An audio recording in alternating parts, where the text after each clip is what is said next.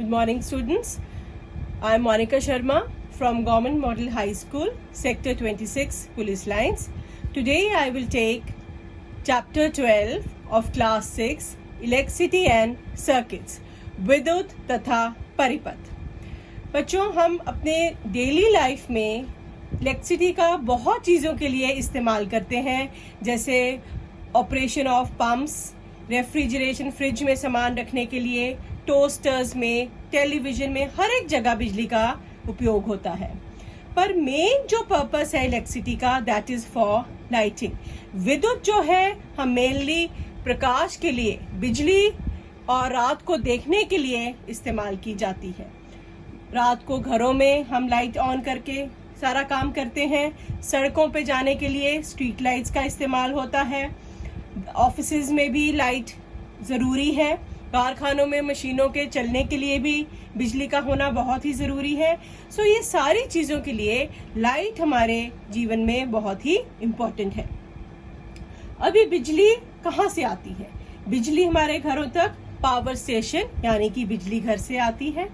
और कई बार क्या होता है कि इसकी जो सप्लाई है इलेक्ट्रिसिटी की, ये फेल हो जाती है, बिजली ठप हो जाती है, या कई जगह ऐसी हैं जहां पे बिजली बिल्कुल भी अवेलेबल नहीं है, वहां पर बिजली उपलब्ध नहीं हो सकती। ऐसी सिचुएशन में हम टॉर्च का इस्तेमाल करते हैं। टॉर्च यूज की जाती है ताकि अंधेरे में देखा जा सके। अब सोचने वाली बात यह है कि टॉर्च में बिजली कहां से आती है? जो टॉर्च का बल्ब है उसमें जो लाइट है, बिजली है, वो एक इलेक्ट्रिक सेल द्वारा प्रोवाइड की जाती है। Electric cell, this is an electric cell, ये आप सबने देखा होगा अपने घरों में, आप इस्तेमाल करते होंगे। इलेक्ट्रिक सेल जो होता है ये और भी बहुत से उपकरणों में इस्तेमाल किया जाता है, like alarm clocks, watches, radios, cameras, बहुत जगह हम इस सेल को इस्तेमाल करते हैं। इलेक्ट्रिक सेल, अगर आप इसको देखें, इसकी जो टॉप है that is the metal cap, इसको धातु की टोपी कहा जाता है, और जो नीचे का एंड है that is the metal disc, that is the चक्रिका। इसमें ऊपर की तरफ ये पॉजिटिव साइन लिखा हुआ है जिसको हम धन चिन्ह कहते हैं, और नीचे की तरफ नेगेटिव साइन है जिसको हम ऋण चिन्ह कहते हैं। अब ये जो मेटल कैप है that is the positive terminal of the cell, इसको धनात्मक सिरा भी कहा जाता है, और जो इसका नीचे की चक्रिका है the disc, that is the negative terminal जिसको हम ऋणात्मक सिरा भी कहते हैं। So we see that the cell has two terminals. इसके दो सिरे होते हैं, पॉजिटिव एंड नेगेटिव, धनात्मक और ऋणात्मक। इलेक्ट्रिक सेल जो है इसको प्रोड्यूस करता है electricity from the chemicals which are stored inside it. Electric cell के बीच में जो रासायनिक पदार्थ होते हैं वो इस सेल में बिजली को प्रोड्यूस करते हैं। अब इसमें जब केमिकल्स खत्म हो जाते हैं तब इसमें से बिजली प्रोड्यूस होनी बंद हो जाती है, और हम इसमें नया सेल टॉर्च में डालते हैं उसको दोबारा इस्तेमाल करने के लिए। अब जो बल्ब होता है, सबने बल्ब देखा है, घरों में सबके बल्ब है। ये बल्ब जो है इसमें एक आउटर कवरिंग होती है जो शीशे की बनी होती है, ग्लास की बनी होती है। इसमें एक बीच में थिन फिलामेंट होता है। ये थिन फिलामेंट, जिसको तंतु भी कहा जाता है, ये पतली तार का बना होता है और ये इसके बीच में फिक्स होता है। ये फिलामेंट ही है जो लाइट प्रोड्यूस करता है, इसी में प्रकाश उत्सर्जित होता है। फिलामेंट के जो है ये दो सिरों से जुड़ा होता है। इट हैज, बल्ब में दो टर्मिनल होते हैं। One of the wires is connected to the metal case at the base of the bulb, and the other thick wire is connected to the metal tip at the center of the base. ये दोनों एक दूसरे को touch नहीं करते। अब हम देखेंगे कि बल्ब जो है वो इलेक्ट्रिक सेल से किस तरह से कनेक्ट किया जाता है, विद्युत सेल से जुड़ा हुआ बल्ब। इसके लिए let us try to make an electric bulb light up using an electric cell. इसके लिए हम ये सेल का चित्र है जिसमें दोनों सिरों में हमने तार को जोड़ा हुआ है और यहाँ पे ये बल्ब है जिसके दोनों सिरों पे तारें लगाई हुई हैं। अब हम कनेक्ट करेंगे इस सेल से इस बल्ब को अलग अलग पोजीशंस में, डिफरेंट वेज से, भिन्न ढंगों से हम इसको देखेंगे किस तरह से जोड़ा जाए जिस तरह से इसमें बल्ब हमारा जल सके। यहाँ अलग अलग चित्र हैं। पहले चित्र में सेल के ऊपर वाली तार और नीचे वाली तार बल्ब के ऊपर और नीचे वाली तारों से प्रॉपरली जुड़ी हुई हैं, कनेक्टेड हैं, तभी हम देख रहे हैं यहाँ पे कि हमारा बल्ब जो है ये ग्लो कर रहा है, जल रहा है। यहाँ पे सेकंड पोजीशन में ऊपर के कनेक्शंस प्रॉपर हैं पर नीचे के कनेक्शंस में हमें गैप दिख रहा है जिससे कि यहाँ करंट फ्लो नहीं हो रहा और इस स्थिति में हम देख रहे हैं कि जो बल्ब है ये ग्लो नहीं कर रहा। तीसरे चित्र में भी सेल के साथ कनेक्शंस हैं लेकिन ऊपर तारों में गैप है ऊपर की तरफ से और हम देखते हैं कि बल्ब जो है ग्लो नहीं करता। चौथे और पांचवें चित्र में भी आप देख रहे हैं कि सेल से जो बल्ब का कनेक्शन है वो एक तरफा है, सेल के दूसरे सिरे को नहीं जोड़ा गया, इसलिए दोनों ही तरफ ये हमारा जो बल्ब है ये ग्लो नहीं कर रहा। पर यहाँ पर 6वें चित्र में हमने देखा कि जो सेल है वो बल्ब से दोनों तरफ से कनेक्टेड है, बेशक तारें उलझी हुई हैं पर कनेक्शंस प्रॉपर है और हमारा जो बल्ब है ये ग्लो करता है। तो हम इस एक्टिविटी से हमने ये देखा कि जब दोनों टर्मिनल सेल के they are connected to the two terminals of the bulb, तभी जो बल्ब है वो प्रॉपरली ग्लो करता है। Such an arrangement is an example of a electric circuit. इस अरेंजमेंट को बोला जाता है विद्युत परिपथ।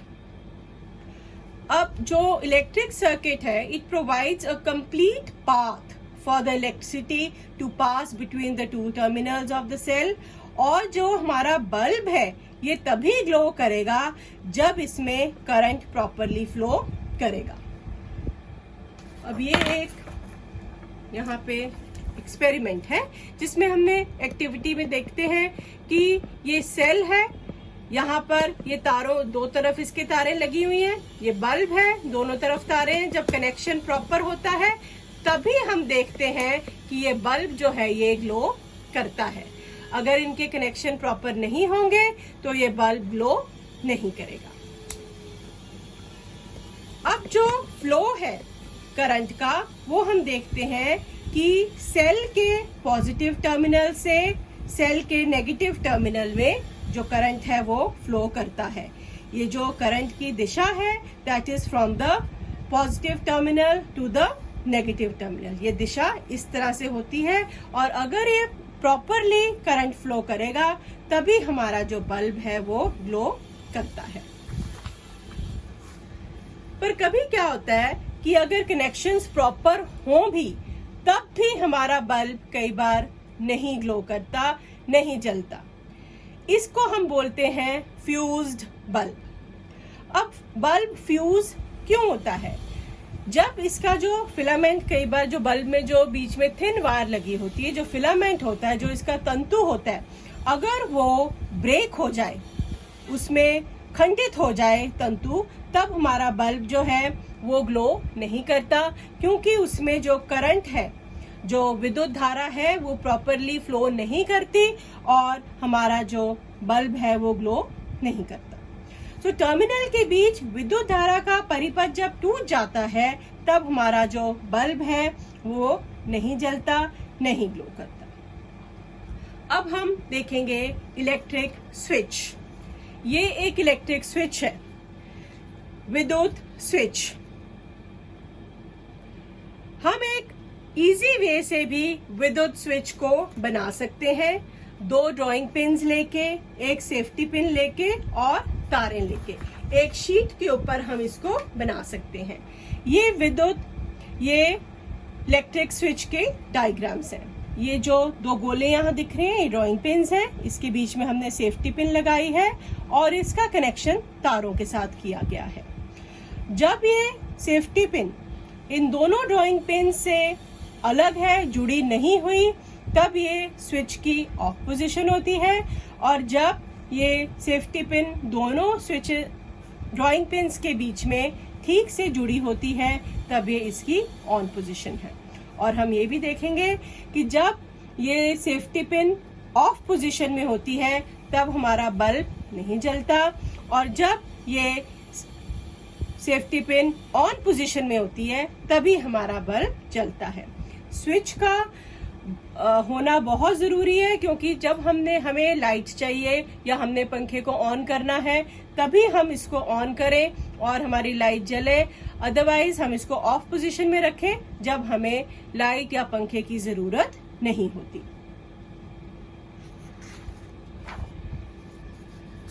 हम इसकी डेफिनेशन ये लिख सकते हैं that a switch is a simple device that either breaks the circuit और कंप्लीट्स इट। स्विच एक सरल युक्ति है जो परिपथ को जोड़ या तोड़ सकती है। स्विच का होना बहुत जरूरी है बिजली की कंजर्वेशन के लिए, ऐसे ही लाइट ना जलती रहे या पंखे बेफजूल ना चलते रहे, इसलिए स्विच का होना बहुत जरूरी है। अब हम देखेंगे इलेक्ट्रिक कंडक्टर्स एंड इंसुलेटर्स। विद्युत चालक तथा विद्युत रोधक ये क्या चीजें हैं। अब ये जो सारी हमने एक्टिविटीज करी जिसमें हमने मेटल की तारों का इस्तेमाल किया या हमने फिलामेंट जो बल्ब में लगा होता है उसको हमने देखा, या सेल में जो मेटल कैप्स लगी हैं, ये सारा कुछ हमने देखा कि ये धातुओं का बना हुआ है। इसमें अगर तारों की जगह हम कॉटन के थ्रेड्स इस्तेमाल करते तो क्या हमारे बल्ब या लाइट जलती?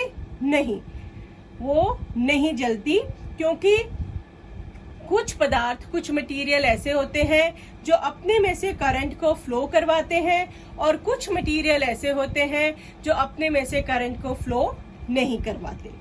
तो जो मटेरियल अपने में से इलेक्ट्रिक करंट, जो विद्युत धारा है, वो अपने में से फ्लो करवाते हैं, पास होती है उसमें से विद्युत धारा, उनको हम विद्युत चालक या कंडक्टर्स कहते हैं।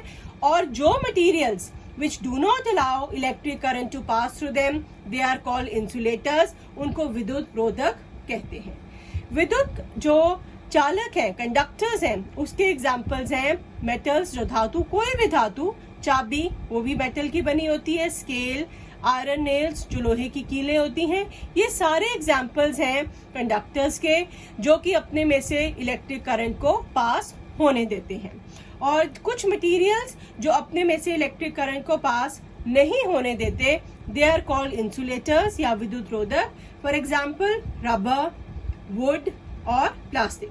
जो लकड़ी है, रबर है या प्लास्टिक है, इनमें से करंट का फ्लो नहीं होता और इनको हम विद्युत रोधक या इंसुलेटर्स कहते हैं। ये हम एक एक्टिविटी द्वारा भी देख सकते हैं कि अगर अब ये प्रॉपर एक सर्किट है, स्विच ऑन किया और यहाँ पे करंट फ्लो हो रहा है।